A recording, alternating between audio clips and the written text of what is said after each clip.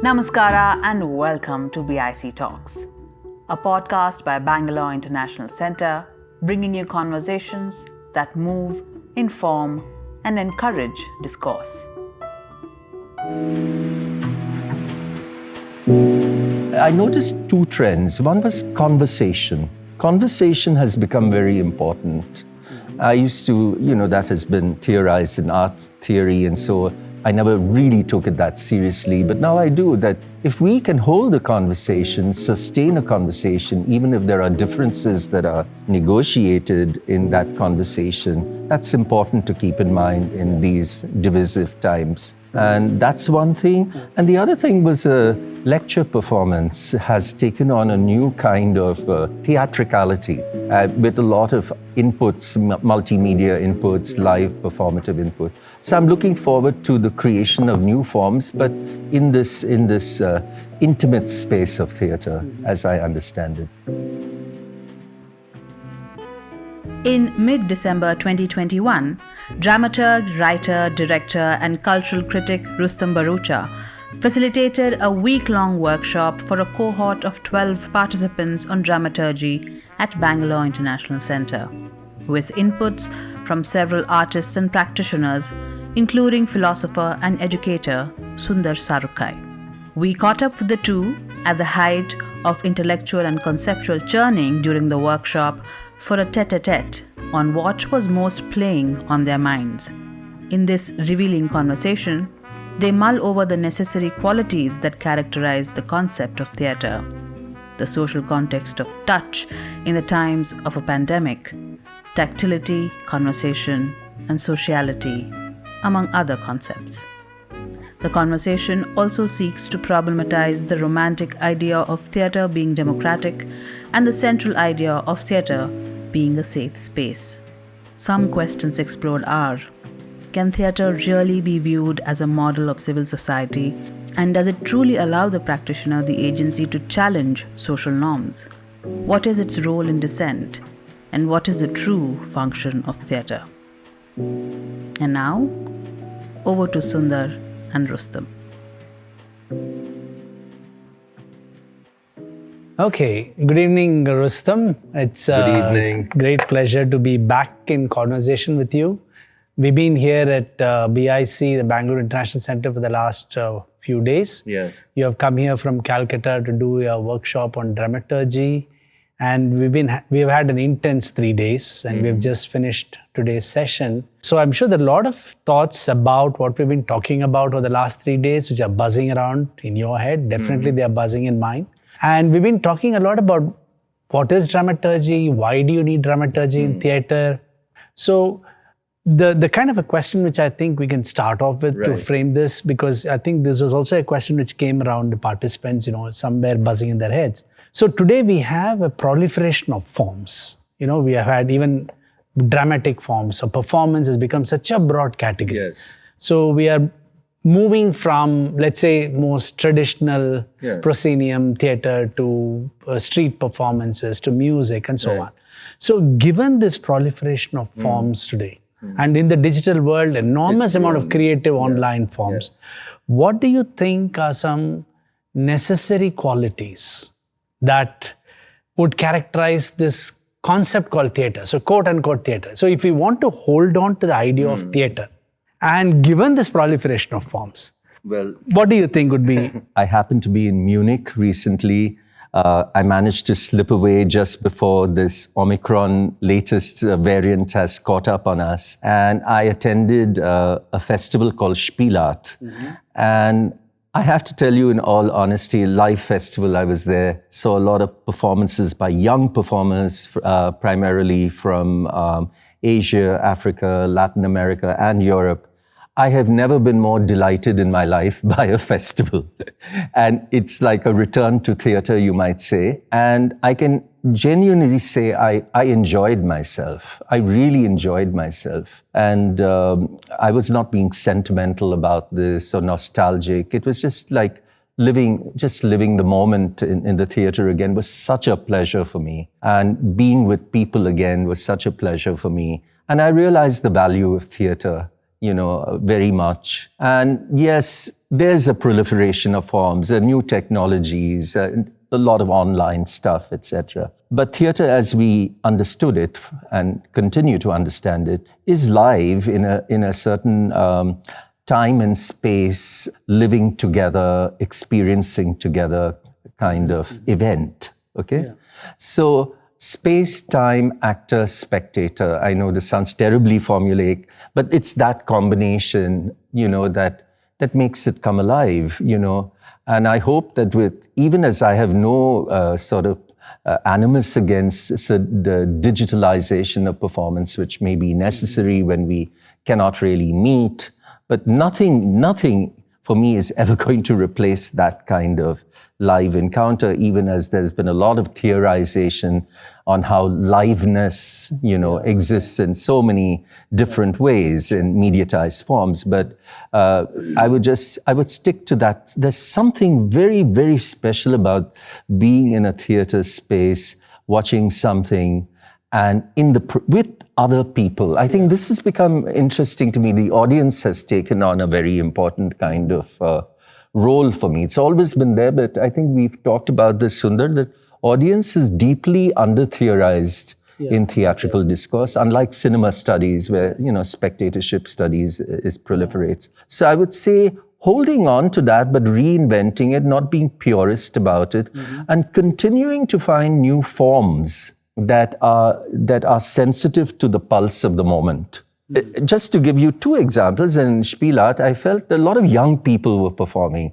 So what I liked, there were no masterpiece theaters. There was no big names. There was no spectacular production. But there were smaller pieces. I noticed two trends. One was conversation. Conversation has become very important.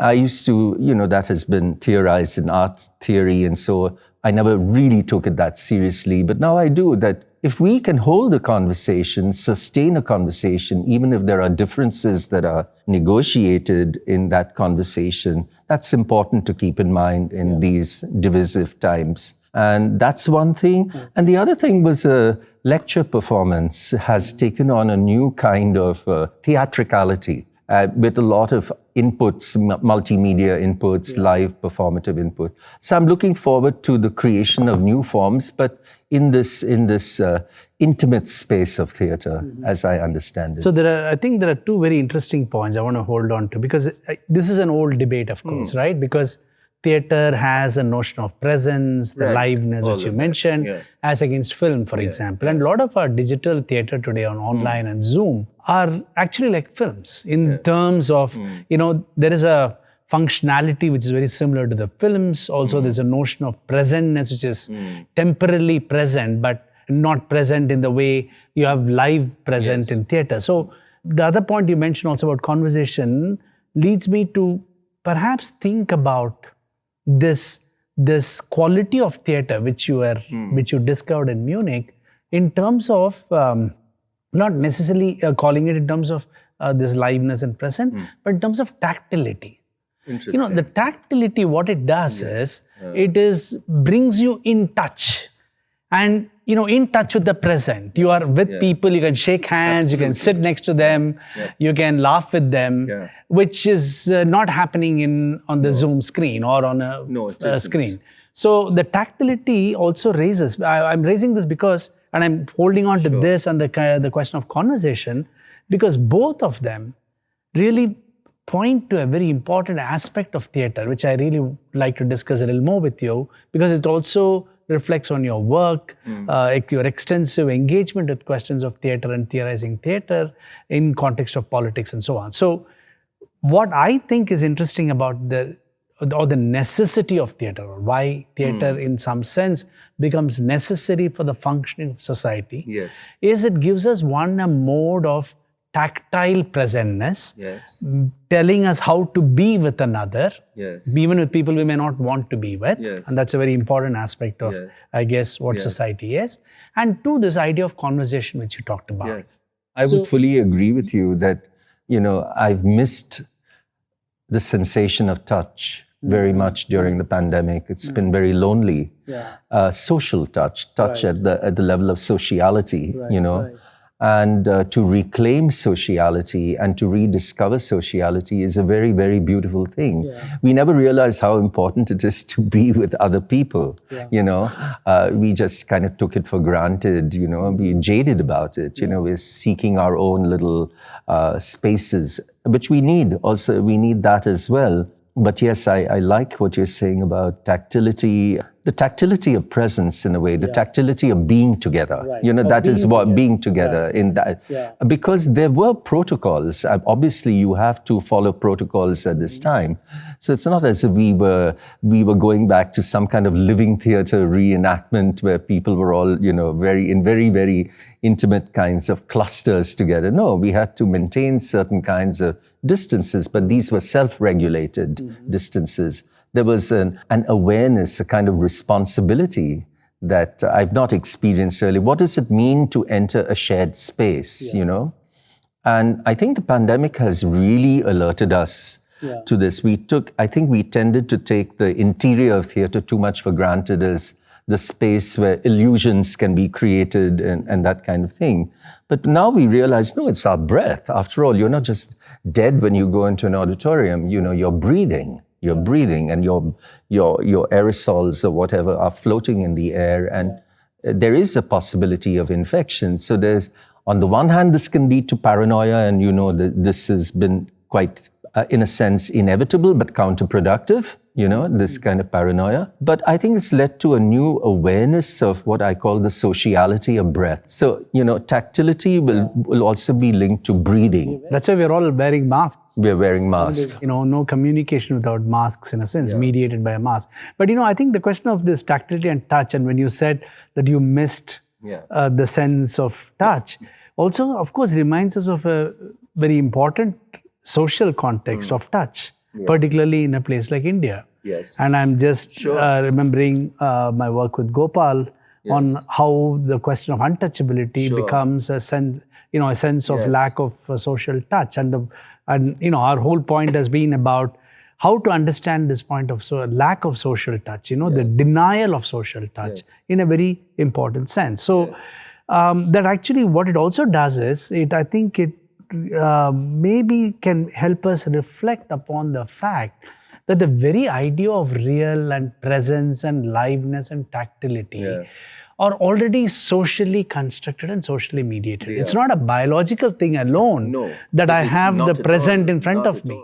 And it's socially mediated and constructed in so many different ways, in different locations, in different spaces, in different contexts, in different communities.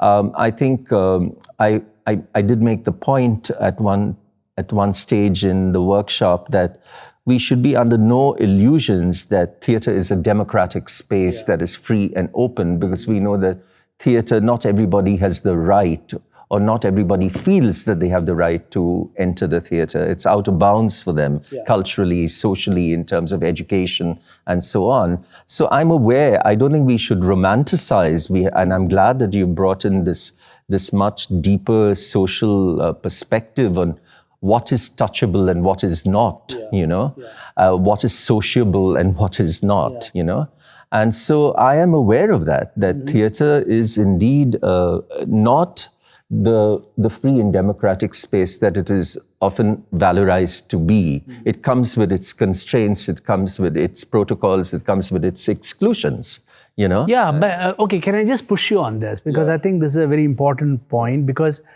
at one level, I would like to think that the seeds of democracy are present in theatre in some sense. So historically we know that, and I'm sure you should tell us a little more about it in specific instances. But I also mean democracy and freedom in the sense that theatre creates a safe space. The stage is a safe space, one. Two, it allows you to recreate possibilities that you do not inhabit yourself. So I may not be something, but on stage I'm something else. I'm not saying that is a direct connection to democracy, but I'm trying to push at this very important point, that the fact that theatre can allow you to inhabit different possibilities already suggests the possibility of a democratic imagination in the act of theatre. Yes. So, and now when you bring in the question about the non-democratic aspect of theatre, I think it shows an inherent tension between. There's a huge tension. So, one way to phrase this, and I would like you to see if you can help us make sense of this, is that, I think whichever framework you look at theatre, there's a deep relationship of theatre to society. And that's always been defines right from folk theatre to modern theatre and contemporary theatre and so on.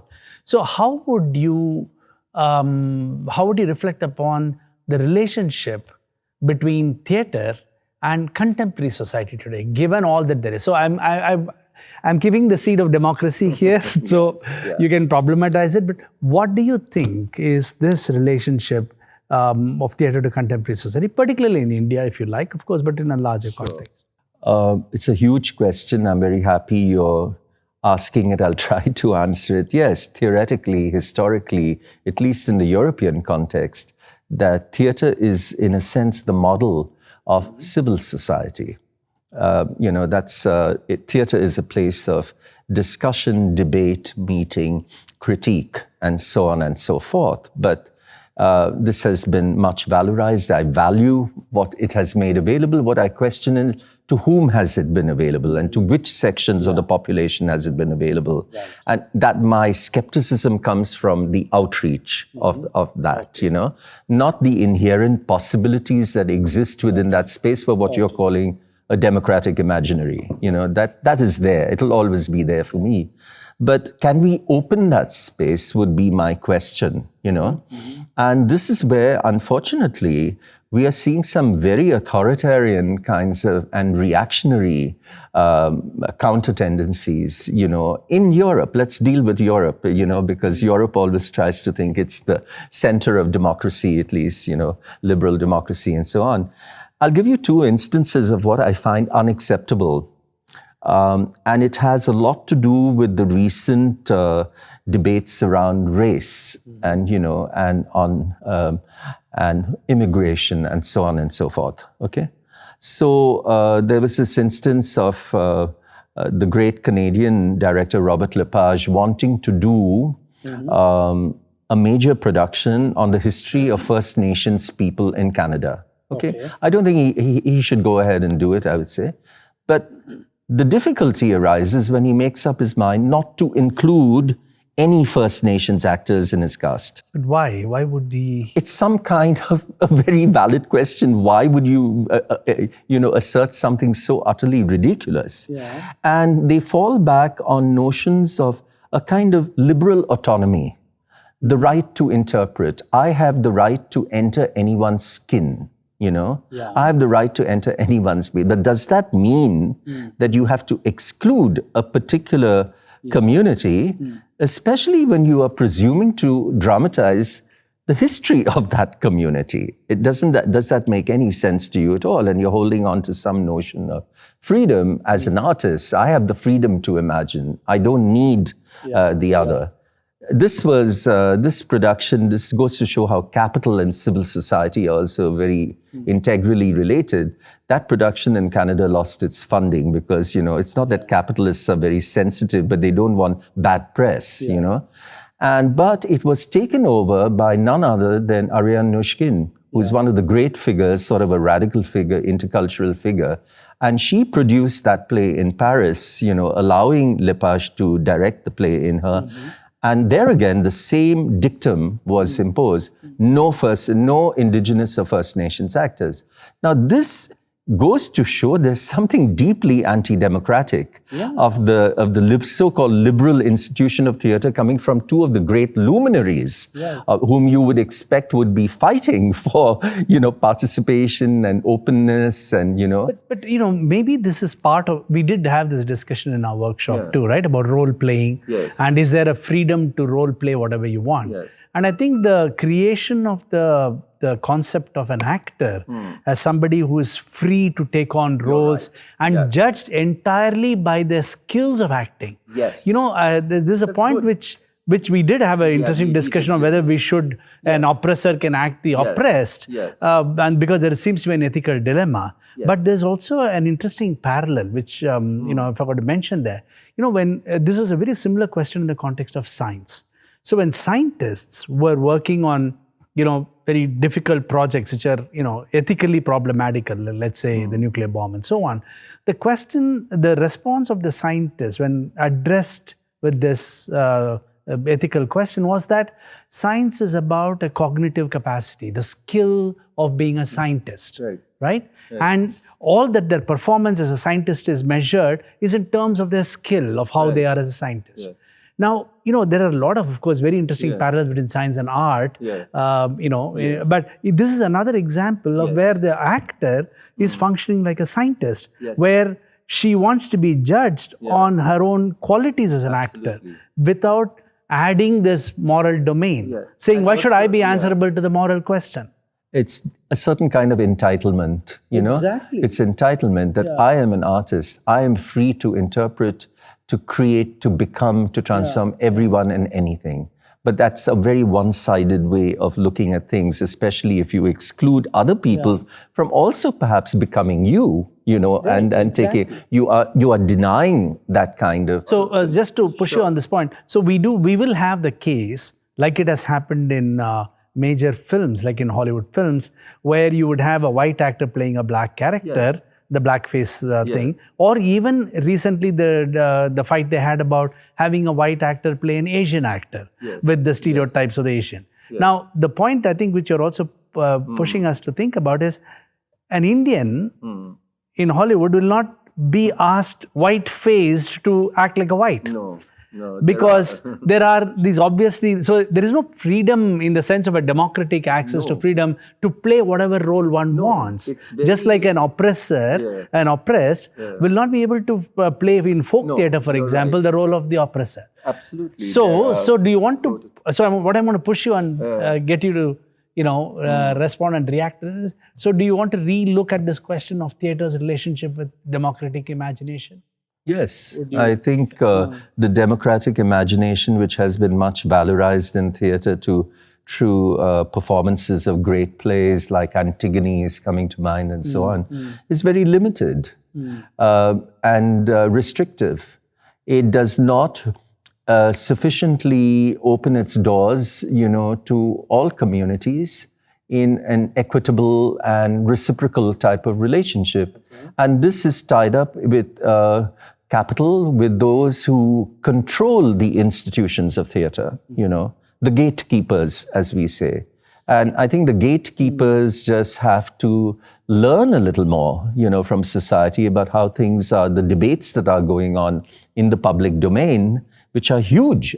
Yeah, but then we also have theatre's response to this. For example, in street theatre, Jannadyam Manch, which of course, we know well about, and there are many such initiatives, particularly the left theatre, of bringing the question of theatre on the streets, bringing social issues on the streets, where the question of exclusion is mediated in a very different way, including a modification of the notion of aesthetics, of theatrical aesthetics. So do you still think, isn't that a particular way of a response of the left? I find it very dated. That kind. I find that you're playing to, in a sense, very, in an odd way, safe constituencies or constituencies that are already converted. I'll give you a more complicated example of a different kind of, how would I put it? Inclusive exclusion, or the exclusions that arise when you try to enforce inclusivity. So with the crisis that has taken place with refugees, trying to enter Europe, being homeless, not being welcomed anywhere, very interestingly, in a very democratic impulse, many progressive German theatres have actually incorporated so-called real refugees into their productions. Okay? On very radical plays, like Elfriede Jelinek has done a radical rewrite of Aeschylus's The Supplicants and so on and so forth. I've seen that production. And you might say, wow, how democratic. And you do feel great. Here the homeless and the discarded, the detritus of society who don't have passports, etc. They're on the biggest theatres that you can imagine, And there's a curtain call, the refugees and the so-called state actors hold hands, they go back and forth, take their bows. The German audience goes delirious. I imagine they think, oh my God, we are the most democratic people in the world. But you cross the threshold of that theater space, as I did in the opening night of this performance, and there's a serious German discussion going on about the refugee crisis and the role of the artist and so on. But the refugees were not part of the conversation. They were excluded. So this is what I mean. You include, but how far does your inclusion go? You know, so this is a complex kind of problem, because on the one hand, I applaud the fact that the theatre should be opening its doors to people from the most, harshest, conditions of life. But what happens when the play ends? You know, this is always the question, that the play is always determined by a certain temporality. So if you want to get into real life, then kya hoega? But this is a classic trope of racism. That is, the laboring body, or the black body, or the marginalized, the Dalit body, etc., are can be used as physical labor, but not as intellectual conversationists, not as an intellectual collaborator. So it's very easy to put them on stage to behave like refugees, but not to have a conversation, not to discuss philosophy with them. That's the problem, and that's problem. the trope, which is very much there, right? How far can we really push that? And if we can push that, to get back to your question, then yes, the democratic imaginary of theatre would be extraordinary in my view, you know. But at the moment, it's not moving quite so in that direction. There are these half measures and tokenistic gestures of solidarity and so on. But it's not going far enough. And this seems to me a bit kind of hypocritical, you know, because you want to claim your democratic credentials, but you're not really ready to go all the way. Okay, so if we want to look at some other meaning of democracy, rather than just focusing on this notion of absolute egalitarianism, which is a must, but I'm just saying if you want to look at different meaning. So one meaning is dissent, right?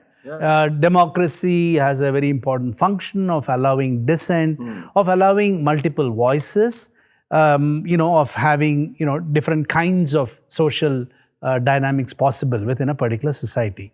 Today, when Abhishek Majumdar, in your session in the morning, when you were talking with him, I think he made an interesting point about the question of politics and theatre, when he said, approximately, please correct me if I missed it. He said something like, the task of theatre is to question social norms. And that is very much a part of what theatre should be doing. And there is an established norm which we are not talking about. And our task as any theatre maker has to say, some question that in some sense. Now, if we move away from this question of inclusion, exclusion, and look at questions of dissent and questioning social norms, would you still say, at least in these contexts, theatre is in a better space?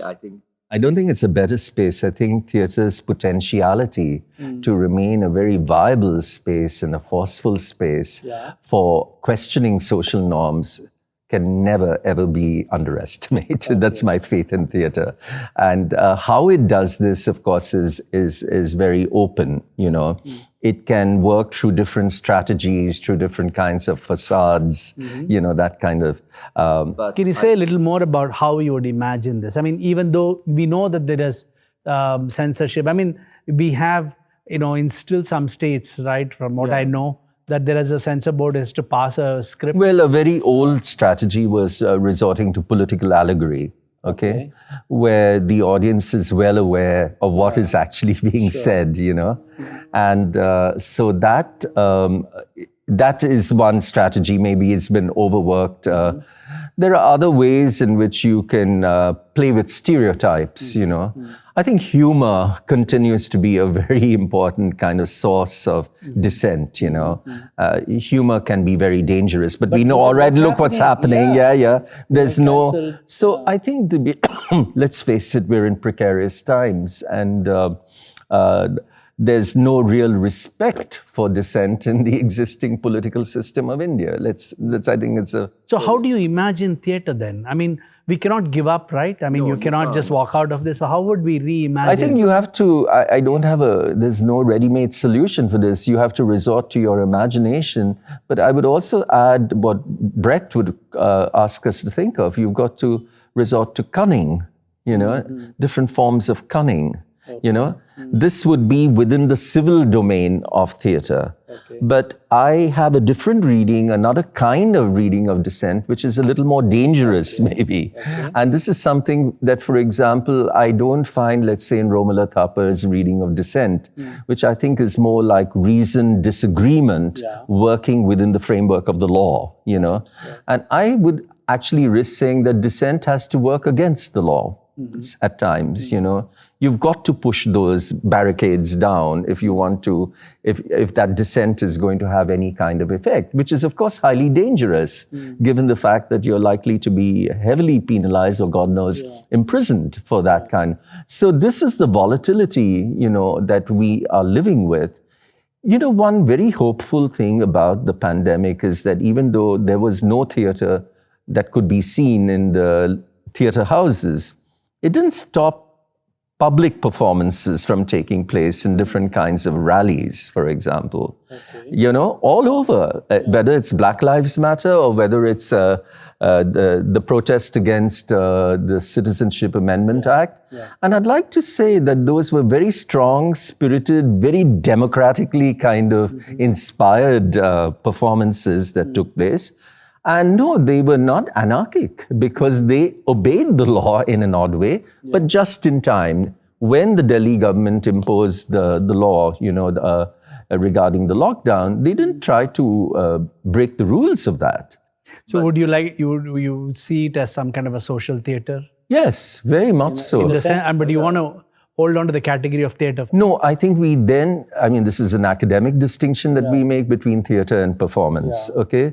So theatre is still to a large extent circumscribed within the institution of theatre as it has come down to us through modernity and so on. Performances is what is happening in everyday life or in different kinds of public assemblies, as Judith Butler would put it. So yes, I see India actually, there can be no curb on that. Beyond a point. I mean, there's going to be crackdowns and threats, but I think here we have to shift the question not just to actors who are trained in the theatre, but to people, to activists, And they are performers in their own right, just as politicians are performers. So why should activists be denied the status of being performers, Okay, but just to push you at this point, because I'm sure this is something which you have written much about and talked a lot about, coming from a performance studies program too.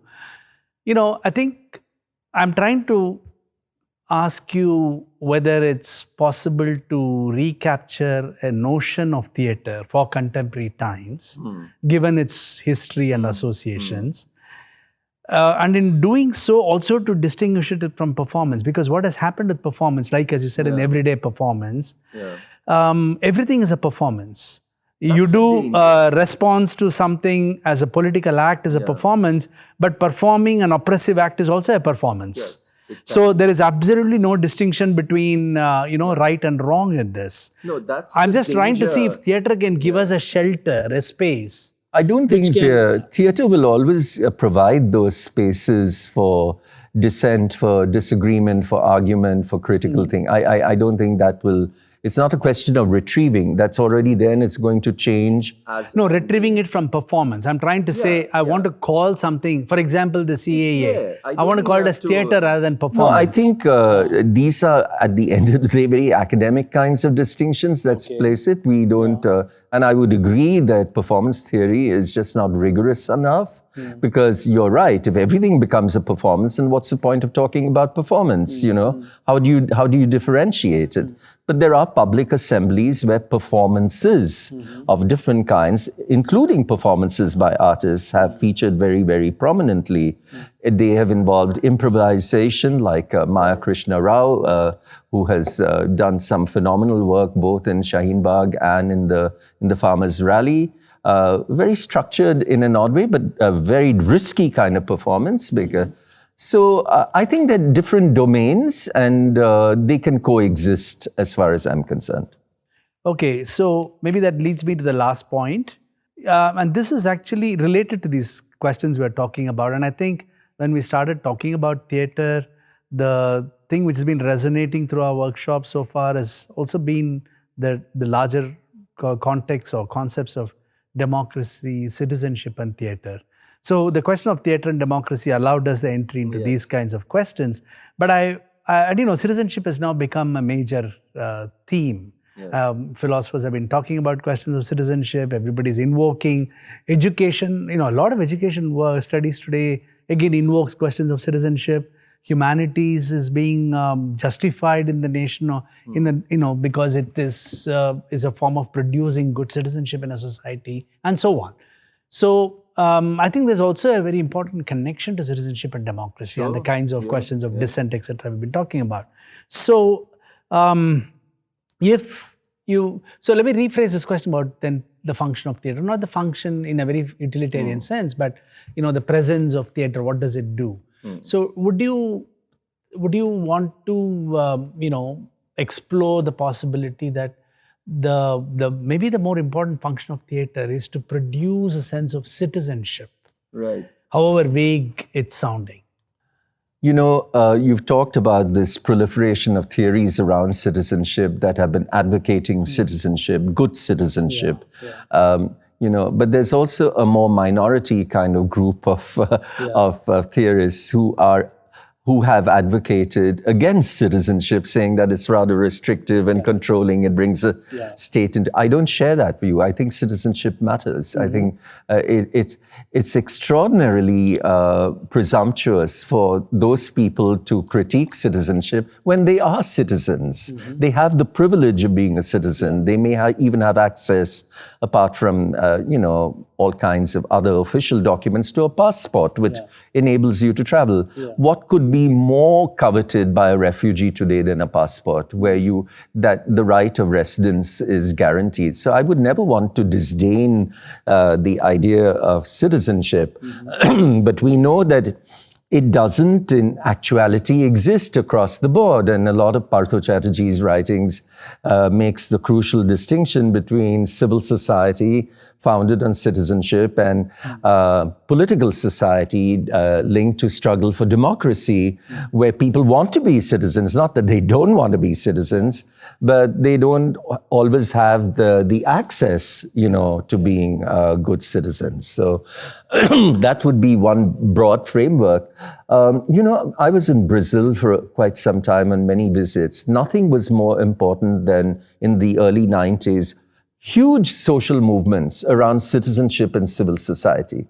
Huge, built around nationwide campaigns, like the campaign against hunger, the campaign against violence, interfaith citizenship. So this was another kind of way of fostering citizenship. And I'll share a story with you, which is really quite painful. I went to a Candomblé center, Afro-Brazilian center. It's like a spiritual center.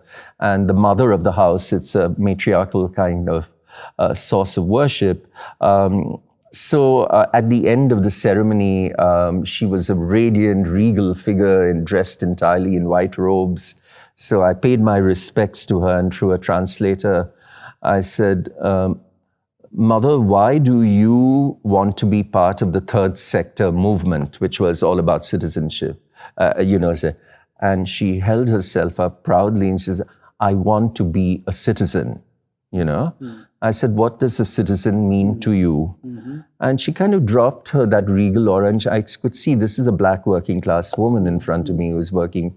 And in a very simple way, I'll never forget this, Sundar, she said, citizen is, and she shrugged her shoulders, it means, if I want to go to a hospital, they don't turn me out because I'm black. So once again, you come back to access to resources. And I found it very remarkable that here is a custodian of so-called traditional wisdom and knowledge. But she recognizes that, I may want to go to a hospital as well, and I need rights of admission, and which may not be readily. So I think I would just turn around and say citizenship is not so readily assumed, but Unfortunately, the privileged theatre assumes citizenship. The theatre exists because there is something that already exists in the name of citizenship. But if you're not a citizen, then maybe do you open the doors, or do you create new theatres and new spaces? And I think, we do agree that citizenship, there are legal instruments which allow citizenship like the passport. But I think one of the most important ways in which we could conceptualize citizenship is that citizenship is also a narrative. It's also a construction of a narrative. So today, for example, in India, when you hear what is it to be an Indian citizen with certain very detrimental qualities, very regressive qualities of, common food habits or dress habits and so on. It is an attempt to create a narrative. And I think people do realize that the import there, it's really not as much as a question. They are willing to give passports to people, who is going to eat beef. The problem is passport is not in the passport, but with the fact of defining citizenship in such a way that you can exclude certain people from following what they should be following as part of their day-to-day life. So if you look at citizenship as a narrative, so I'm saying this because I think theatre's connection to citizenship becomes very important here.